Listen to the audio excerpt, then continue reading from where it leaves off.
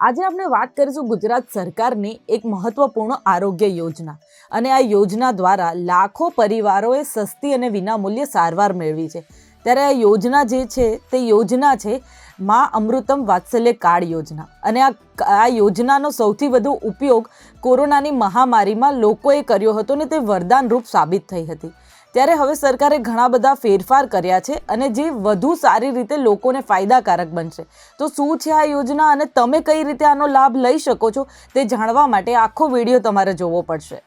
ગુજરાતના આરોગ્ય ક્ષેત્રે એક ક્રાંતિકારી પગલું લેવામાં આવ્યું છે મા અમૃતમ વાત્સલ્ય યોજના, જેને લોકો મા કાર્ડ તરીકે ઓળખે છે। તે હવે વધુ અસરકારક અને વપરાશકર્તા મૈત્રીપૂર્ણ બની છે। આ યોજના ગુજરાત સરકારની પહેલ છે, જેમાં ગરીબ અને મધ્યમ વર્ગના પરિવારોને ગંભીર બીમારીઓમાં વાર્ષિક 5 લાખ રૂપિયા સુધીની વિનામૂલ્ય સારવાર મળે છે। કોરોના મહામારી દરમિયાન આ યોજના લાખો લોકો માટે જીવન રક્ષક સાબિત થઈ છે, કારણ કે તેમાં હાર્ટ એટેક, કેન્સર ને કિડની ટ્રાન્સપ્લાન્ટ, બર્ન્સ જેવી 30થી વધુ કેટેગરીની સારવાર કવર થાય છે। પરંતુ હવે સરકારે આ યોજનાને વધુ સુધારીને અગાઉ આખા પરિવાર માટે એક જ કાર્ડ આપવામાં આવતું હતું, જેના કારણે સારવાર દરમિયાન કેટલીક મુશ્કેલીઓનો સામનો કરવો પડતો હતો, જેમ કે ઓળખની પ્રક્રિયા અથવા રેકોર્ડ કીપિંગ।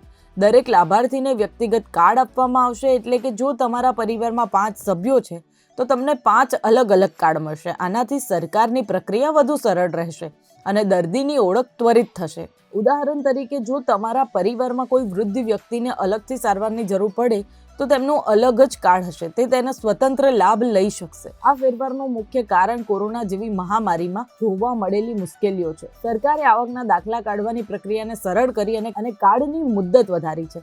હવે તમે આ કાર્ડ સરકારી હોસ્પિટલ, સામૂહિક આરોગ્ય કેન્દ્રો અને પ્રાથમિક આરોગ્ય કેન્દ્રોમાંથી પણ કઢાવી શકો છો। આમ ગામડાઓમાં રહેતા લોકો માટે પણ આ સુવિધા સુલભ બની છે। જૂના કાર્ડ પર પણ સારવાર ચાલુ રહેશે, પરંતુ નવા કાર્ડ કઢાવી લેવાની સલાહ આપવામાં આવે છે, કારણ કે તેમાં વ્યક્તિગત વિગતો અને સુરક્ષા વધુ સારી મળે છે। મા અમૃતમ યોજના ગરીબી રેખા હેઠળ BPL પરિવારોને મળે છે અને મા વાત્સલ્યમાં ગ્રામ્ય અને શહેરી વિકાસની આશા બહેનો, વાર્ષિક 4 લાખથી ઓછી આવક ધરાવતા મધ્યમ વર્ગના પરિવારોને મળે છે। માન્ય પત્રકારો, સરકારી વર્ગ 3 અને વર્ગ 4ના ફિક્સ પગારના કર્મચારીઓ તેમજ સિનિયર સિટીઝન્સ વાર્ષિક આવક 6 લાખથી ઓછી વાળાને આ લાભ મળે છે। આ યોજના આયુષ્યમાન ભારત સાથે જોડાયેલી છે, જેથી સરકારી અને ટ્રસ્ટ તેમજ ખાનગી હોસ્પિટલોમાં સારવાર મળી રહેશે। કાર્ડ કઢાવવા માટે જરૂરી દસ્તાવેજો પણ સરળ છે। BPL પ્રમાણપત્ર, બારકોડ વાળું રેશન કાર્ડ, આધાર કાર્ડ, આવકનો દાખલો, આશા બહેનો માટે તબીબી અધિકારીઓનું પ્રમાણપત્ર,